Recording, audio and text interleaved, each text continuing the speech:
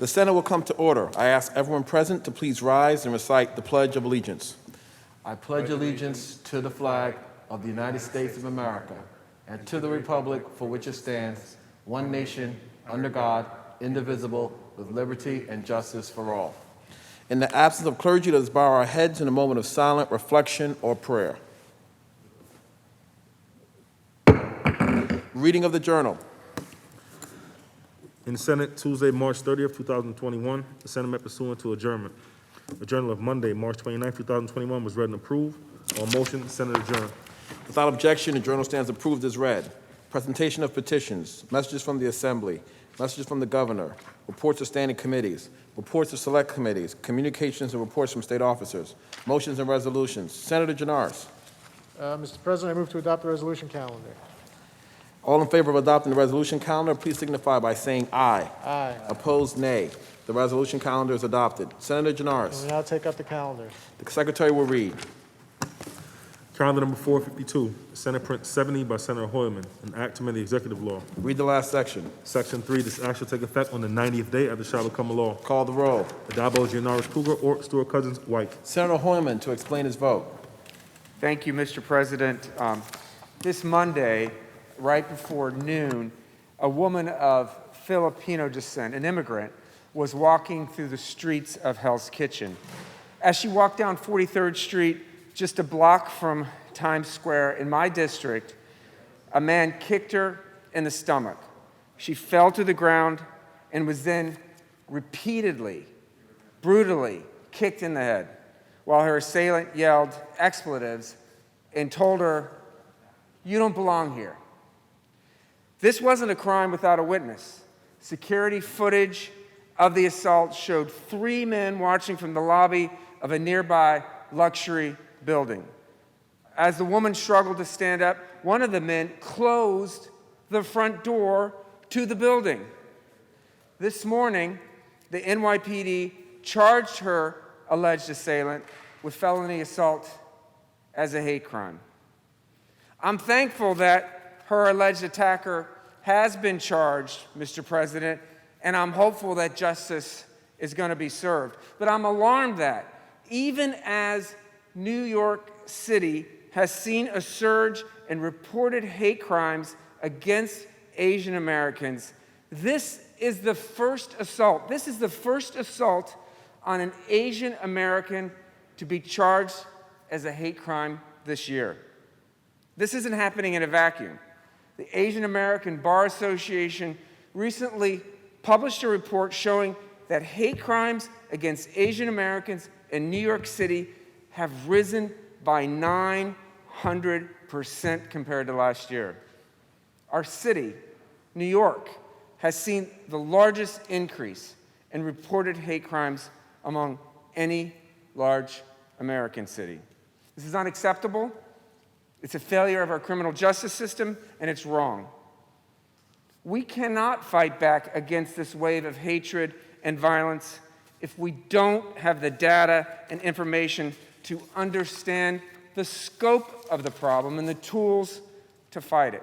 That's why we need this bill, Mr. President, the Hate Crimes Analysis and Review Act. We need to pull back the curtain on hate crimes and better understand who's committing them and who's being targeted by them. This act is going to require the New York State Division of Criminal Justice Services to maintain and make public statistical data about hate crimes while expanding the data points law enforcement are required to report. This act is also going to require DCJS to issue an annual standalone report and statistical analysis of hate crimes based on this data, codifying the agency's current practice. But let's be clear, the impact of the legislation isn't going to be just felt in the AAPI community. Today, coincidentally, we commemorate the International Transgender Day of Visibility. But even as we celebrate the resilience of that community, we're also living through a moment when trans people, particularly Black trans women, are being murdered at record rates. In 2020, more than the number of trans people murdered nationally surpassed the number of trans people murdered in 2019 in just 7 months. In 2019, the number of hate crimes targeting LGBTQ people rose 20% over 2018 in New York City, only surpassed by the terrifying 55% increase in hate crimes targeting our city's Jewish community. We're facing a crisis in our city and state. We need to understand the full scope of the crisis if we are to contain it. This act is a positive step in doing that and bringing justice to communities that badly need it. I'd like to thank Senate Majority Leader Andrea Stewart-Cousins for bringing this legislation to the floor for a vote, Assembly members Karina Reyes and Dick Gottfried for their work on the companion legislation, and to my colleagues for their support. I vote aye, Mr. President. Senator Hoylman, to be recorded in the affirmative. Announce the results. Ayes 63. The bill is passed. Calendar number 526, Senate Print 2929A by Senator Parker, an act in relation to designating Kings County as a cease and desist zone. Read the last section. Section 4, this act shall take effect immediately. Call the roll. Addabbo, Gianaris, Kruger, Ort, Stewart-Cousins, White. Senator Parker to explain his vote. Thank you, Mr. President. I rise to vote aye on this bill that's been very important for my community, and really I think a beginning of a conversation needs to happen statewide. We have a housing crisis. Even in the midst of a pandemic, the housing crisis has been really palpable, and particularly in places like Brooklyn, the state's largest county and really the country's third largest city if it stood alone. And we have a problem, particularly in the context of housing, around aggressive solicitation. And what this bill attempts to do is address the issue of aggressive real estate solicitation.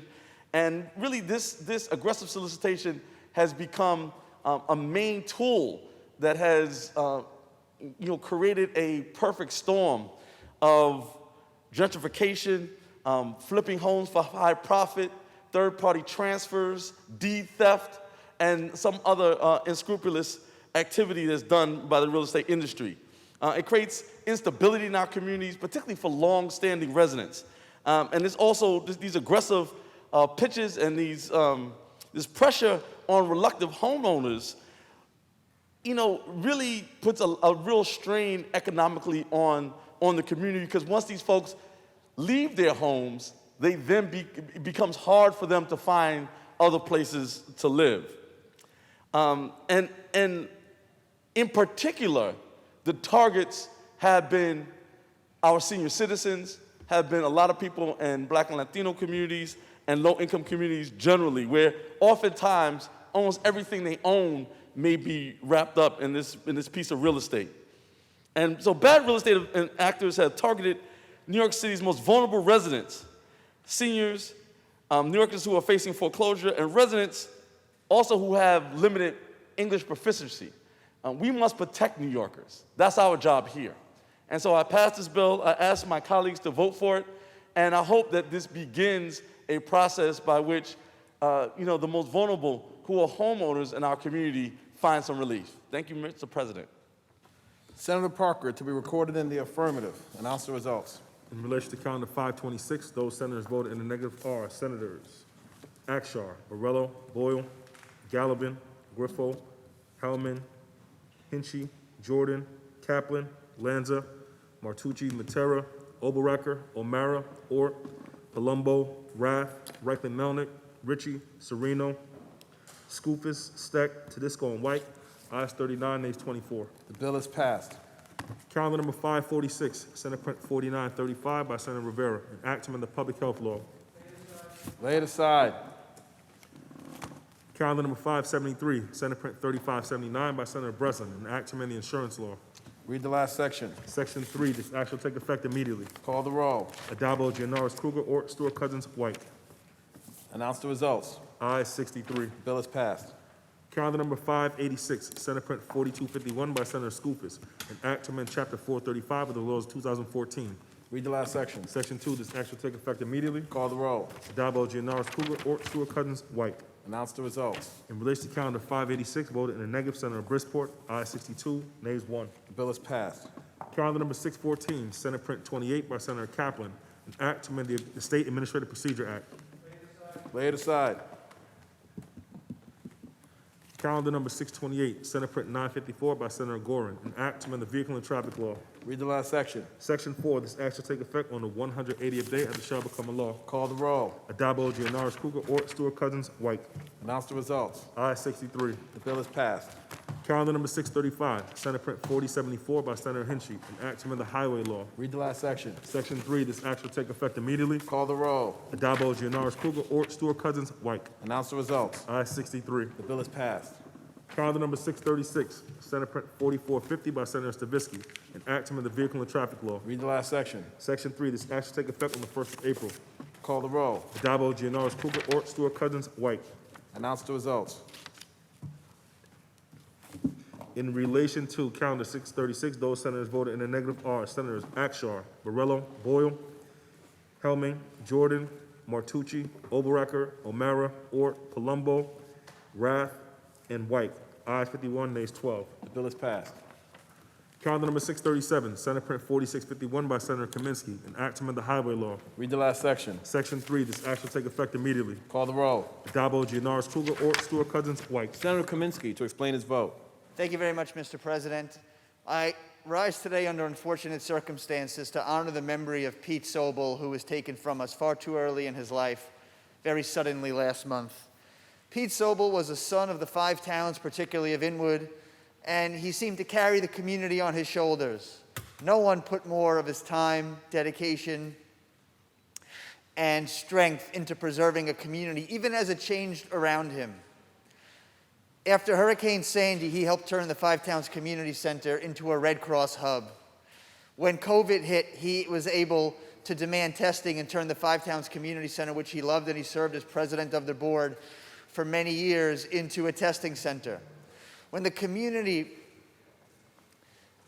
had a decision to make about what it was going to do and whether it was going to embrace, in the true spirit of America, a new class of immigrants who had come into the community recently, Pete was their champion, making sure that no one was left behind, that everyone had the services they need, got the education they deserved.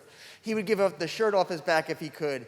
And one very quick story illustrates why Pete Sobel was the spirit of the community. One day, driving over a bridge, my wife and I saw a man in the middle of the highway on one of the malls, a piece of grass, with a weed whacker and a big jug of water.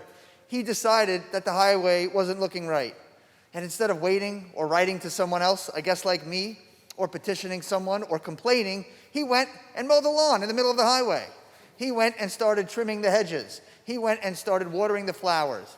Next weekend, you'd see him out there on his hands and his knees beautifying the place, because he believed that a community is what you make of it, and he welcomed everyone, no matter their background, no matter their status, to join him in that endeavor. And that's why Pete Sobel was a special person. It was sad to lose him, and we're going to be naming a bridge that enters the very community he loved, the Pete Sobel Memorial Highway, and it's the least we could do to honor the memory of a great man. I vote aye. Thank you, Mr. President. Senator Kaminsky to be recorded in the affirmative. Announce the results. Ayes 63. The bill is passed. Senator Gianaris, that completes the reading of today's calendar. Let's go to the controversial calendar, please. The secretary will ring the bell. The secretary will read. Calendar number 546, Senate Print 4935 by Senator Rivera, an act to amend the Public Health Law. Senator Lanza, why do you rise?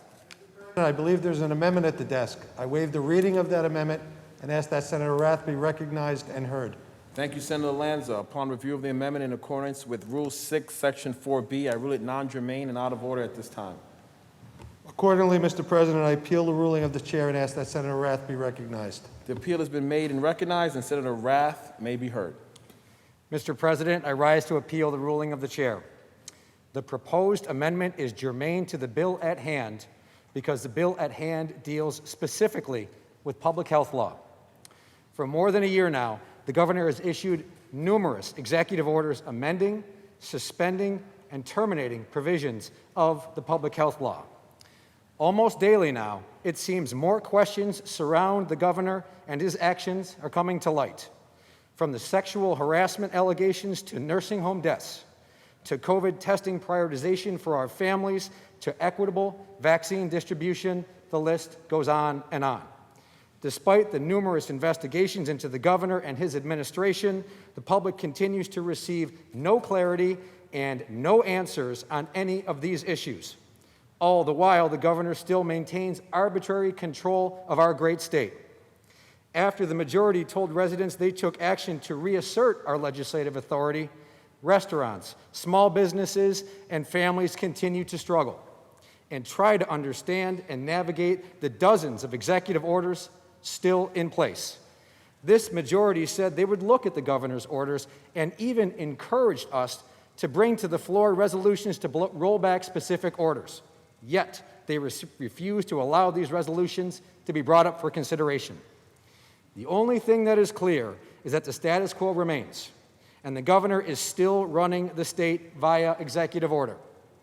As I have said many times now, this is doing a huge disservice to the residents of New York State. Millions of New Yorkers are left without their voice being heard because the majority and the governor want to maintain their control. New Yorkers need to be able to trust their government, and what is happening here is destroying what little trust is left.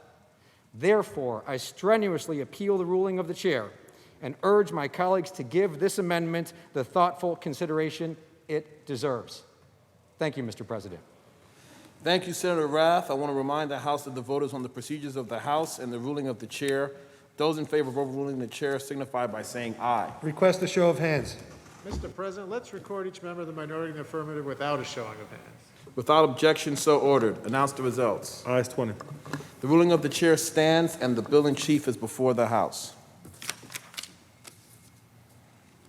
Are there any other senators wishing to be heard? Seeing and hearing none, debate is closed. The secretary will ring the bell.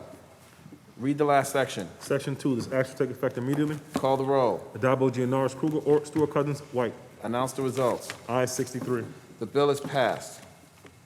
The secretary will read. Calendar number 614, Senate Print 28 by Senator Kaplan, an act from the State Administrative Procedure Act. Senator Lanza, why do you rise? Mr. President, I believe there's an amendment at the desk. I waive the reading of that amendment and ask that Senator Tedisco be recognized and heard. Thank you, Senator Lanza. Upon review of the amendment in accordance with Rule 6, Section 4B, I rule it non-germane and out of order at this time. Accordingly, Mr. President, I appeal the ruling of the chair and ask that Senator Tedisco be recognized. The appeal has been made and recognized, and Senator Tedisco may be heard. Thank you, Senator Lanza, and thank you, Mr. President. Mr. President and my colleagues, this amendment is definitely germane because it relates directly to small businesses being effective in coming back when we open the economy. And that relates to this amendment because the important part about that is not only making them successful, but to bringing those individuals back who are jobless right now and on that security program we put in place called unemployment.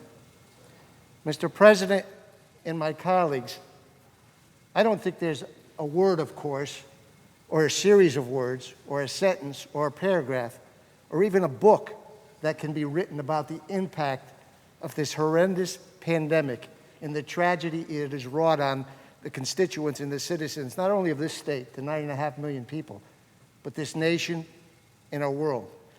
And we understand that probably and know that just as well as our family members in our Senate and our assembly districts on the other side of this building. Because I believe if we look at it as we've advocated in the past and in the present for all my fellow senators here, I would say there was 100% or more increase in our advocacy on the calls we've gotten related to what we could do to help our constituents in every segment of society across this state in our Senate districts. The individuals, the families, those who were separated from their loved ones with the nursing home issue, the nursing home numbers, looking at the situation on the second floor on the decision on March 25th that our governor made, which led to one of the worst tragedies in the history of New York State, a tragedy within this holistic tragedy of what's happened not only with the health and safety and well-being, the loss of lives, but it's an economic tragedy also for the individuals who are jobless right now. And we've worked with those families, those individuals. We've worked on the PPEs with our first responders who have done a great job. But also we've tried to work with our small, medium, and large businesses, all businesses. Because when businesses are back and we open our economy, well, the jobs hopefully will start to come back. For some, the light at that end of that tunnel is very dim. And I would venture to say, and I thank my office, my staff, the work we've done, and I thank the other senators with the work they've done, and this unemployment system, which was a complete disaster, crashed over and over and over again.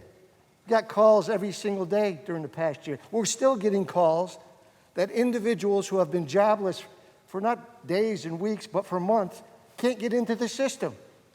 Big bureaucracy. We had to intervene, and I'm proud to say we did intervene. We got individuals into the system, and then we had to get the checks out of the system because the system was crashing so much. These are individuals, the totality, 4 million individuals on unemployment over the course of this past year with this pandemic. 4 million individuals don't see much of a light at the end of the tunnel for their economic well-being. They don't know if they're going to be able to put food on the table. They don't know if they're going to be able to pay their rent. They don't know if they're going to be able to pay their mortgage and keep their house. They don't know if they're going to be able to pay their kids' tuition to keep them in school, which is so important, that education. They don't know if they're going to be able to keep their cars. In fact, many have called and said, I sold my house. I had to. Couldn't pay the mortgage. They took my car. I couldn't pay the car bill. Medical bills, having problems with. And the individuals who are impacted the most within this unemployment system, even when they've got that bridge and that lifeline going, are the individuals that know they can't go back to their previous job. Because guess what? The business and the company they've worked for didn't make it. They went belly up. They don't exist anymore. That job doesn't exist. They've got to find a new job. Some, when we open it up fully, will be able to go back. They'll be helped out. They'll find something into the future to help them. Well, the federal government has done something about this for the unemployed. And that's what this amendment is all about. Well, they've done two things. First of all, they extended the deadline for New Yorkers to pay their taxes. It is now May 17th, and that's a good thing, because these people who are really reaching and trying to rustle up the money to pay their taxes, that's important for them. But they've done something else, Republicans and Democrats, bipartisan at the federal government. They've said, don't giveth and then taketh away. Don't give me a benefit and say it's a lifeline, unemployment assistance, a bridge to a better place with the economy so I can pay those bills and get into the job market. We're going to give you a $10,200 break on your first $10,200. The federal government has passed that. That's in place. They not only passed an extension of when we pay our taxes, but they're going to give those people who are most downtrodden now, don't see any light at that tunnel, that break. It makes sense, and we should be doing that in New York State, and I'm shocked that the majority has not brought out a bill here, that the governor has not done his executive order, because he's still got control of 60 of them right now, or the other side of the aisle hasn't done that. You've taxed the rich by $7 billion, but these aren't the rich. These are the people who are most challenged economically, and you haven't done a thing yet. Now, we can do something right now. We can do something with this amendment, because this amendment, I believe like the federal one, is bipartisan. This is Senator Felder's bill, one of your Democratic colleagues. And it's got Republican and it's got Democratic members on it, because you know what? I never ask, and I don't believe any of my Democratic colleagues ask or my Republican colleagues ask, can you help me with advocacy for my unemployment, get me in the system?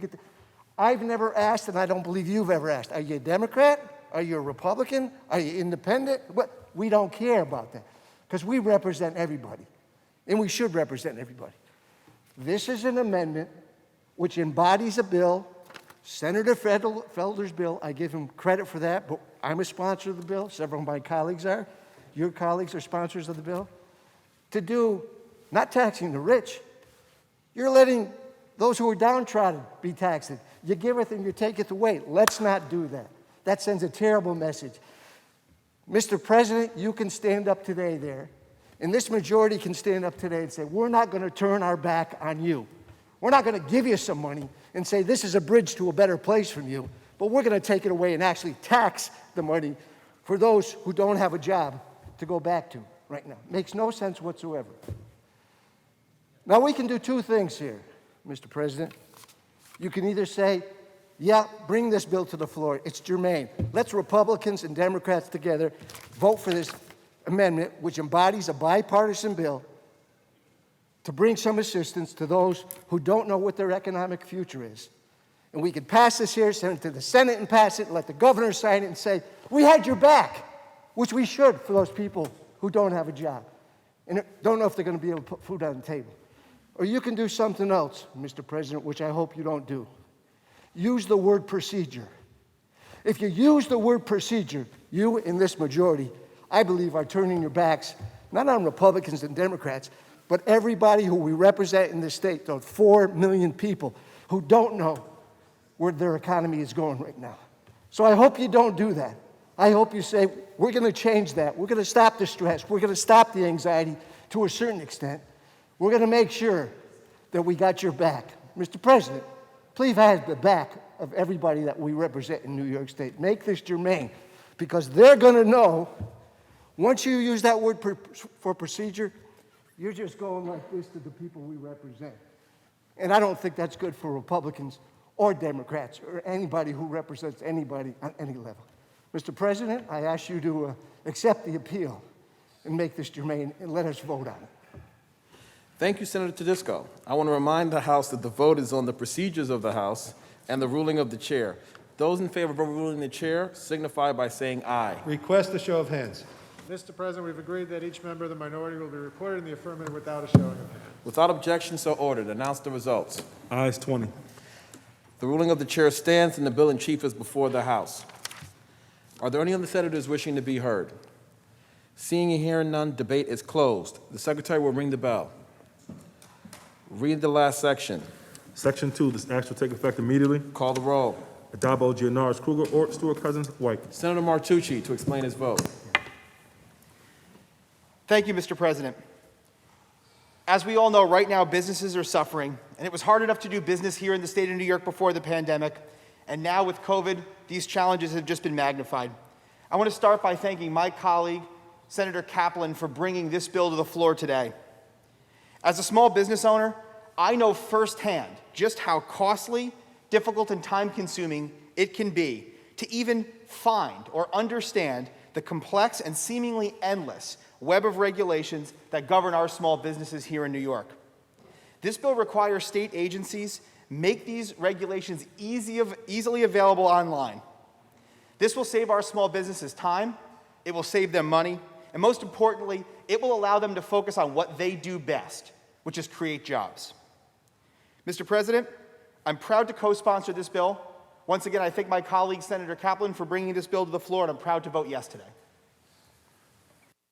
Senator Martucci to be recorded in the affirmative. Announce the results. Ayes 63. The bill is passed. Senator Gianaris, that completes the reading of the controversial calendar. Mr. President, there will be an immediate meeting of the Finance Committee in room 332. There will be an immediate meeting of the Finance Committee in room 332. The Senate will stand at ease. The Senate will stand at ease.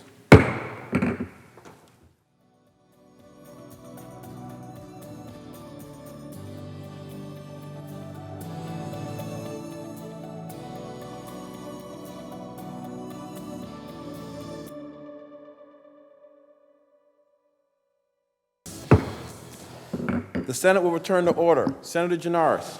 Mr. President, there's a report of the Finance Committee at the desk. Please take that up. The Secretary will read. Senator Kruger from the Committee on Finance reports the following bill. Senate Print 2502B, Senate Budget Bill, an act making appropriations for the legal requirements of the State Debt Service. Report of the Finance Committee. All those in favor of accepting the report of the Finance Committee signify by saying aye. Aye. Opposed, nay. The Finance Committee report is accepted. Senator Gianaris. Please take up the supplemental calendar. Secretary will read. Calendar number 644, Senate Print 2502B, Senate Budget Bill, an act making appropriations for the legal requirements of the State Debt Service and lease purchase payments.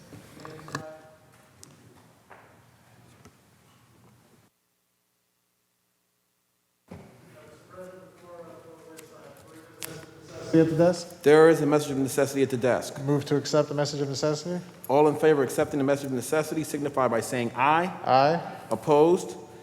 The message is accepted and the bill is before the House. Lay it aside. Can we please take up the controversial calendar? The secretary will ring the bell. The secretary will read. Calendar number 644, Senate Print 2502B, Senate Budget Bill, an act making appropriations for the legal requirements of the state debt service and lease purchase payments. Senator O'Mara. Yes, Mr. President, if Senator Kruger would yield for a few questions on this budget bill. Does the sponsor yield? Certainly do. Sponsor yields.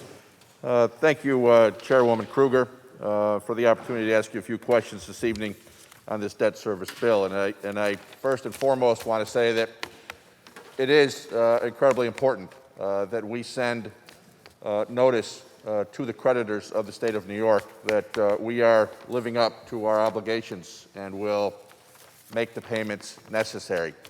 Yet I have some questions on the 11th hour nature of this bill, that we're actually doing it pursuant to a message of necessity. Chairwoman Kruger, can you explain to us why this bill was not resolved before we needed a message of necessity to have it done before 12:01 a.m., April 1st? Through you, Mr. President, we are running a bit late this year because it is almost at the deadline of when the year of the fiscal year ends. So as I think my colleagues know, we have quite a few budget bills remaining to get done. We don't have them. In fact, because we don't have them, some of the information in this bill right now, or at least in the memos, is hypothetical about what we expect our borrowing will be next year because we haven't completed the assignment. So I can give my colleague estimates of what the borrowing will be for the coming year, but not a final number because we don't have that yet. So we didn't want to bring a bill to the floor where we didn't have all the information because we prefer not to. But we also know, because of what this bill does, make clear to the people of New York and the people we have borrowed money from that New York State continues to operate in good faith, and when they wake up tomorrow, they will know that we have made a commitment to continuing to pay our bills. So that's why it is so crucial to get this bill done, even if we can't complete the budget by midnight, so that we make sure everyone knows we'll be a little bit late for the rest, but we'll get it done, but we're guaranteeing that we will continue to make the payments on the debt we owe. Thank you, Chairwoman. Through you, Mr. President, if the Chairwoman would continue to yield. Does the sponsor yield? Yes, I do. The sponsor yields. When is the end of our fiscal year and the start of the next fiscal year, Senator? Just double checking. April 1st is the start of the new fiscal year. So March 31st would be the end of this fiscal year. Through you, Mr. President, if the Chairwoman will still Does the yield. sponsor yield? Yes. Sponsor yields. So we are taking this bill up, as usual with budget bills, in the dark, maybe not as late as usual, but according to the clock on the corner, 2 hours and 35 minutes before the end of the fiscal year, with a message of necessity. We've had the governor's executive budget and his debt service proposals for about 2 months now. Can you explain to us what the differences are between what the governor proposed back in January and or altered in his 30-day amendments compared to what we're doing here this evening in this bill? What are the differences?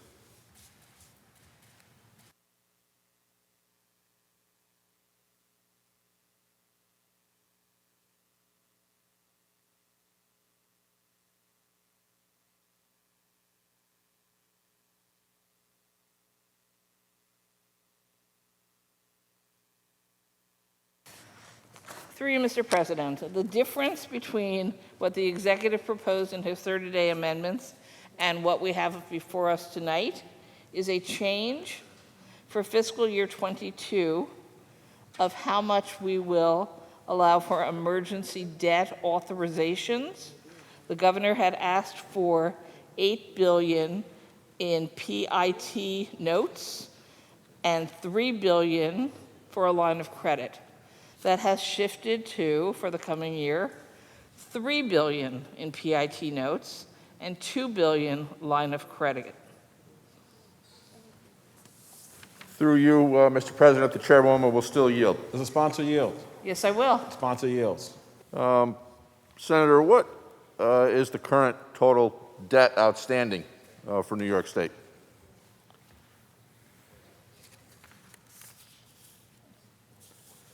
So the current outstanding state-supported debt for fiscal year 21, $59.7 billion. Through you, Mr. President, if the chairwoman will yield. Does the sponsor yield? Yes, I will. Sponsor yields. We have in New York a constitutionally mandated debt cap or ceiling. Where does this put us on a percentage of the debt cap we have left to access and what that dollar amount is? Thank you. We have $14.5 billion left as room under our debt cap for fiscal year 22. On a total of, through you, Mr. President, if the chairwoman will continue to yield. Does the sponsor yield? Yes, I will. Sponsor yields. So that's that $15 billion figure over and above the $57 or so billion figure you mentioned a moment ago? I don't remember mentioning a $15 billion figure. 57. 57 was the current, it was 59.7, the total outstanding debt under state-supported debt. You didn't ask that one yet. And then I said 14.5 billion left under our current cap. Okay.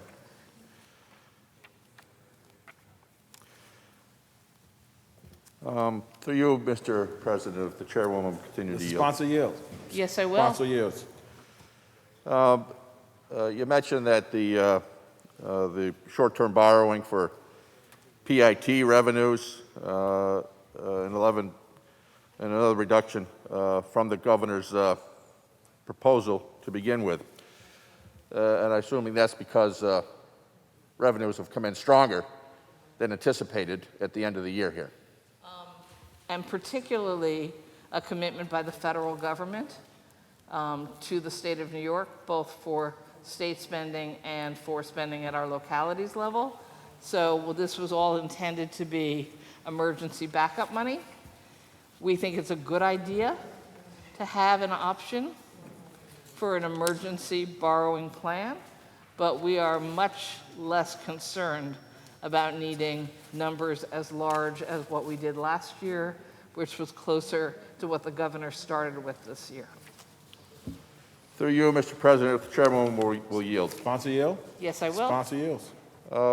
What is the state's anticipated debt service under this proposal and compared to last year?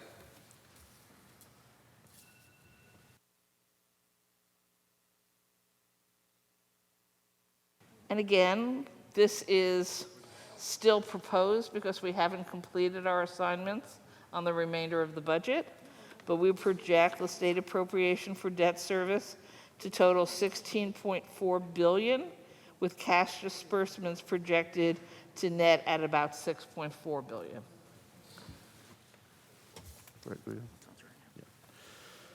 Through you, Mr. President, the chairwoman will continue to yield. Does the sponsor yield? Yes, of course. Sponsor yields.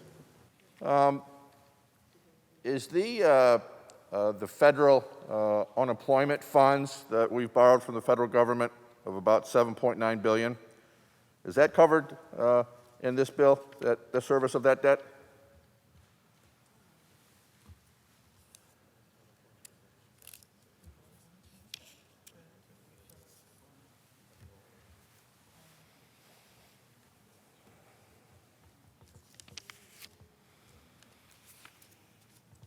President, I actually think we're stumped.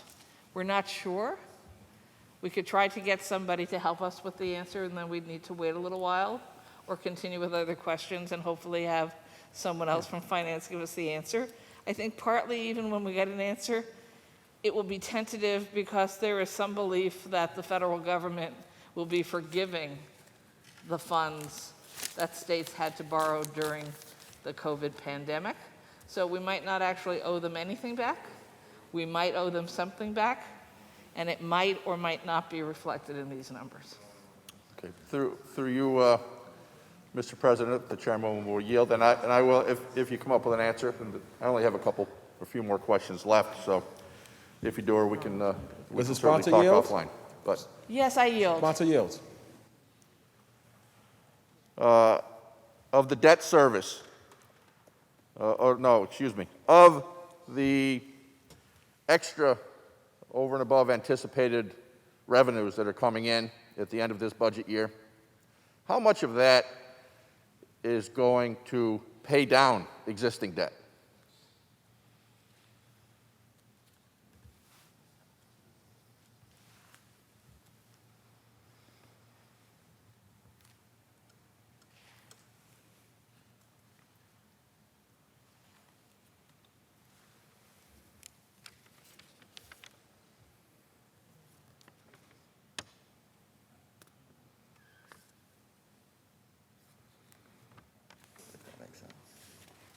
Sure if I'm understanding the question right, so let me try to answer it one way, and then if the sponsor thinks I missed the understanding of his question, he will repeat it in a different way. As we said, we expect cash disbursements for the coming year to be $6.4 billion, and the year that we're ending in a few hours had $11.9 billion in disbursements.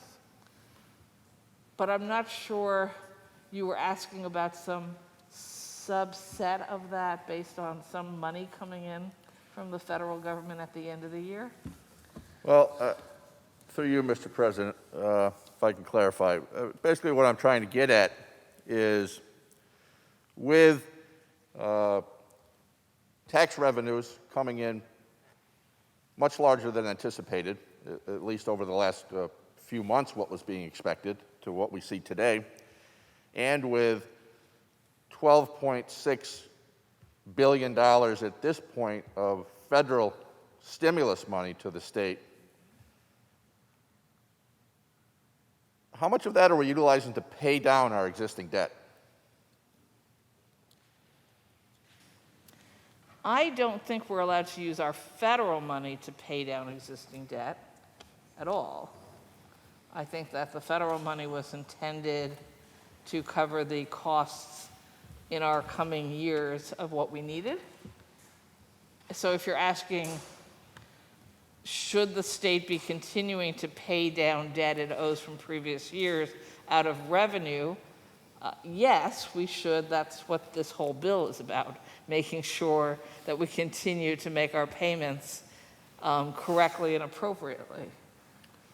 So if you're asking, should we have taken the federal money and paid off an increased amount of our debt, again, I'm pretty sure that wouldn't be allowed under the rules of the road from the federal government.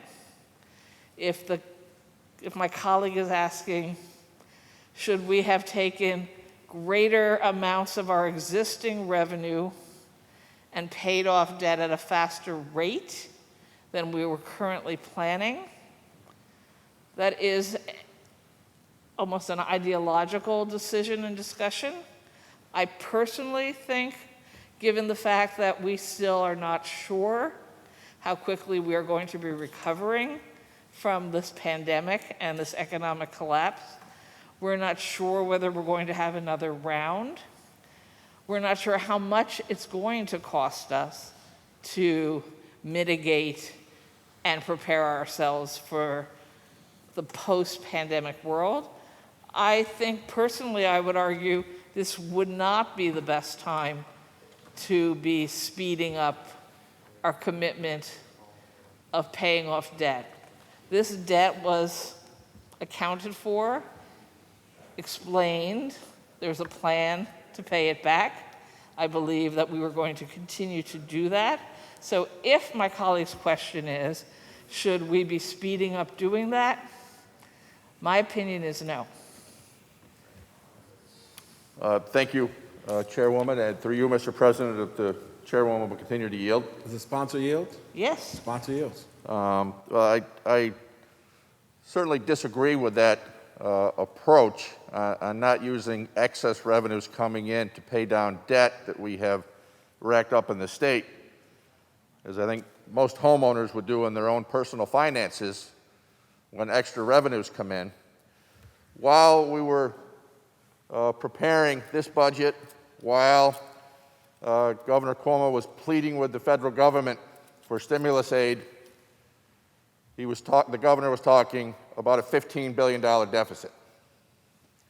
We've got $12.6 billion coming from the feds to cover all but $2.4 billion of that.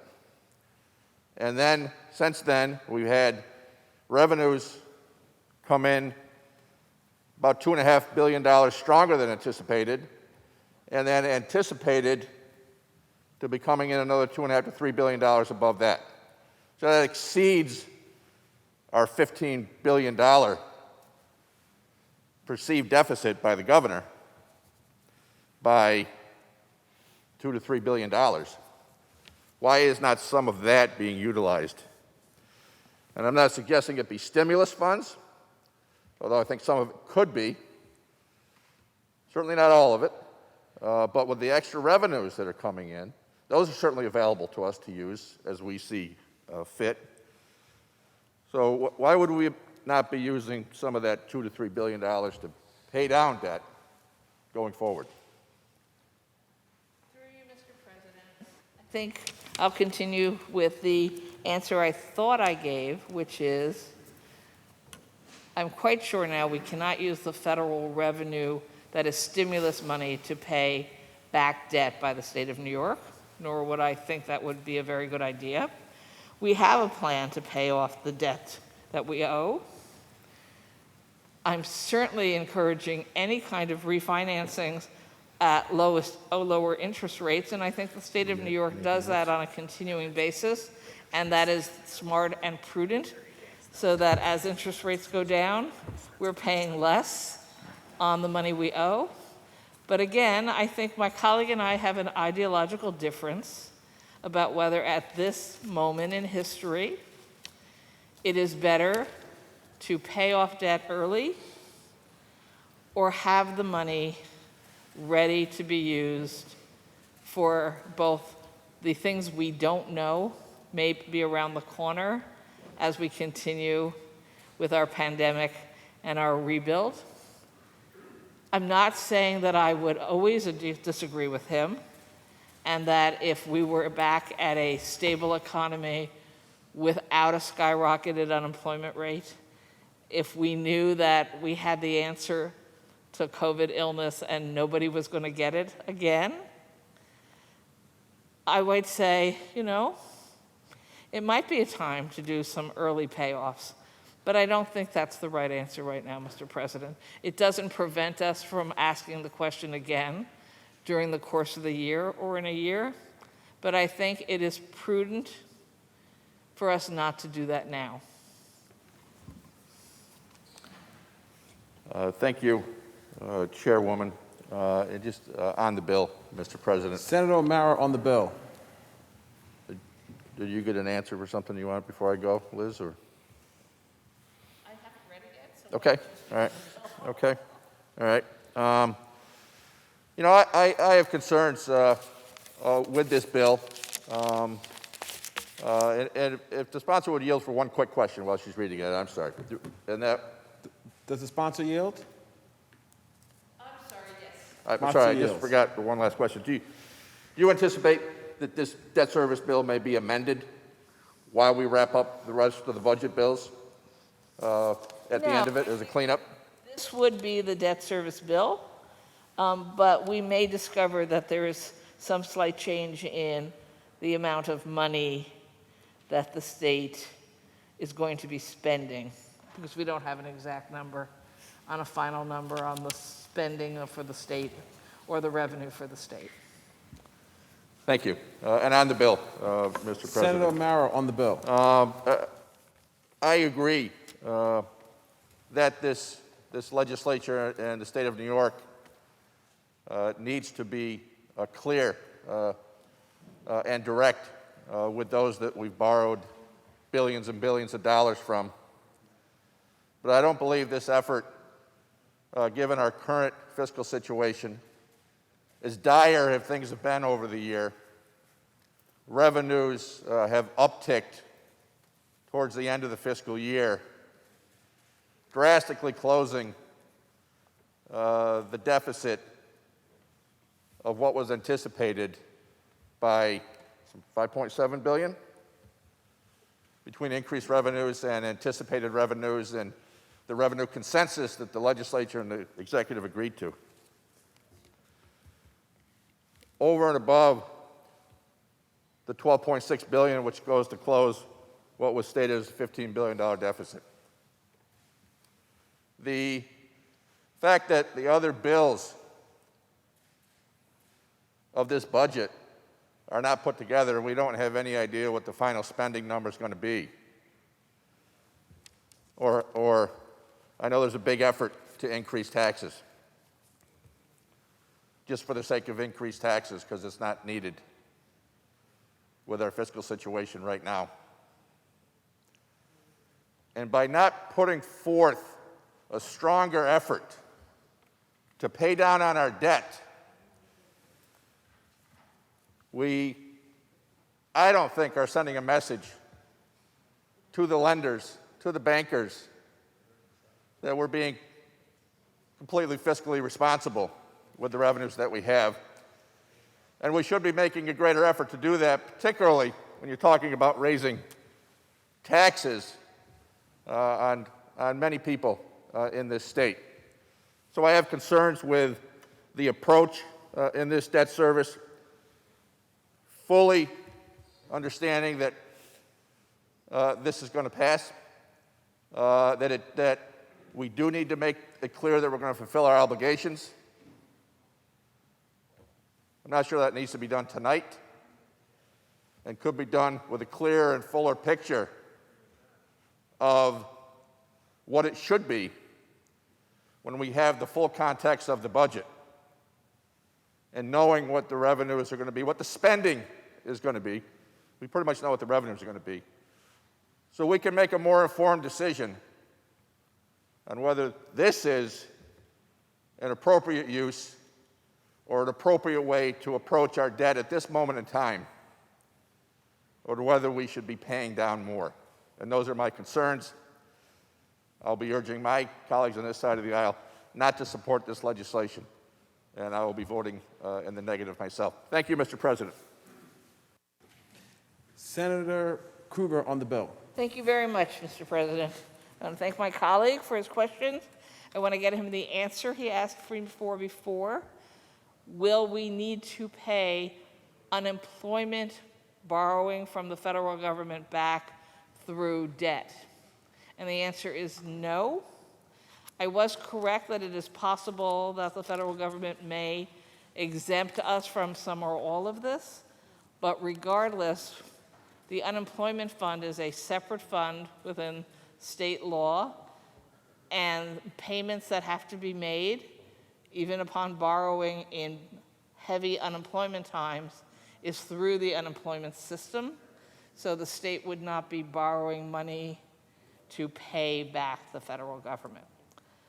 As far as my colleague's point about is this a good time to speed up or advance paying off our previous debt, I have to say, not only did I explain why I thought it wasn't the right time, but also just to clarify, the bond market will not think lesser of us if we don't speed up paying what we owe them. Ironically, they don't really like it when you prepay because you're paying them interest. So they're not particularly wild about anybody prepaying their debt. The same way credit card companies really can't stand customers who pay their monthly full bill. And it's a period of very low interest. So in fact, for the state to have outstanding debt to be paying off in the amounts and the time frames that we arranged to do so, where we can get refinancing of even lower interest rates than we originally paid, is also prudent and responsible. So I think if New Yorkers understand that reality, that the debt we're paying has already been established, how it was going to be paid back was already established. Nobody is saying, you failed to do this, we're going to be angry at you or penalize you or not continue to lend to you, because we're paying our debts on time within the time frame of the agreements. To be honest, at a time where most states in the country can't necessarily say that, we're handling it correctly, and I'm confident that this is the right debt service bill for us to be passing tonight. And my colleague is right that we should have answers for the rest of the budget by 10 to 10 when the budget year ends at midnight. But unfortunately, we don't. And I've lived through 19 years here in Albany in the legislature, and quite a few of them we were very late on the budget. July, August, and it wasn't a good thing. But as long as we get this bill done tonight, when people wake up tomorrow and we haven't completed the full budget, it's going to have no impact on their lives or their budgets or whether the government is operating in the state of New York. So we're not perfect. I believe we're going to get there just a few days late, and I don't think any real harm will be done as long as we do commit to paying the money we owe. And I'm confident you have the votes when you ask, Mr. President, and we will be able to get this bill done tonight. I certainly vote yes and urge my colleagues to vote yes. Thank you, Mr. President. Are there any other senators wishing to be heard? Seeing and hearing none, debate is closed. The secretary will ring the bell. Read the last section. Section 2, this act shall take effect immediately. Call the roll. Addabbo, Gianaris, Kruger, Ort, Stewart, Cousins, White. Announce the results. In relation to calendar 644, those senators voted in the negative are Senators Akshar, Borrello, Boyle, Gallivan, Griffo, Hellman, Jordan, Lanza, Martucci, Matera, Oberacker, O'Mara, Ort, Palumbo, Rath, Ritchie, Sereno, Steck, Tedisco, and White. Ayes 43, nays 20. Passed. Senator Gianaris, that completes the reading of the controversial calendar. Is there any further business at the desk? There is no further business at the desk. I move to adjourn to the call of the temporary president, with intervening days being legislative days. On motion, the Senate stands adjourned at the call of the temporary president, with intervening days being legislative days.